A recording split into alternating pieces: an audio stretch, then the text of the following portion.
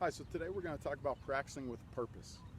Just like anything you do in life, practice needs to be measurable. You have to have instant feedback to know if you're succeeding or failing at whatever it is.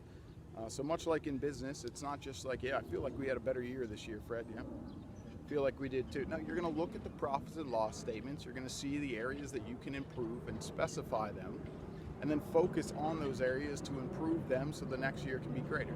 It's the same thing when you come to work on your golf swing, right? You're not just coming down to the range and mindlessly hitting golf balls, and then you hit one good and you're like, yeah, that's the one. Well, what'd you do differently? There's no chance of knowing, because what we feel like we do and what we actually do are two different things.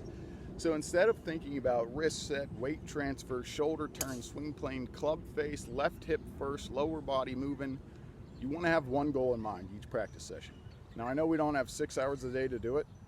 So even if you have 20 minutes, for that 20 minutes, you want it dedicated, deliberate practice to have one goal in mind. And you need to have it measurable.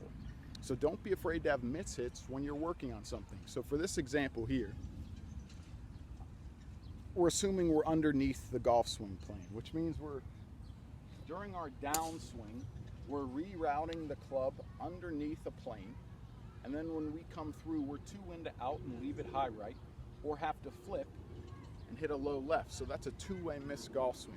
Well, instead of just feeling like you're trying to fix it somehow with no purpose, give yourself measurable things to work on.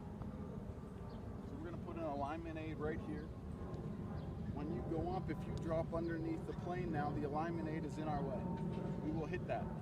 I have a board here. If we don't have a board at home, you can use a tee, and a tee in the ground does the same thing. So if we miss the alignment aid and still swing into out, we're going to hit the board. So this is instant feedback about if our swing plane is down the line we want it on, or two into out, or two over the top.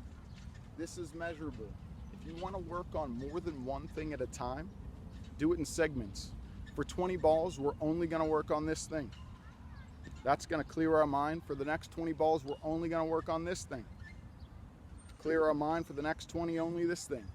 Our goal should be very purposeful. You need measurable feedback in golf, just like anything else in life.